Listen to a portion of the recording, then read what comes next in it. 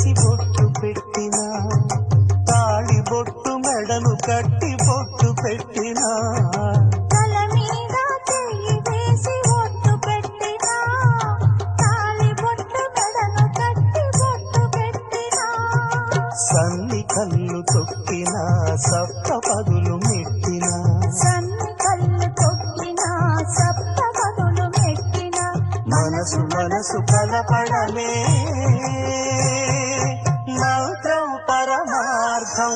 శ్రీరస్తు శుభమస్తు, శ్రీరస్తు శుభమస్తు.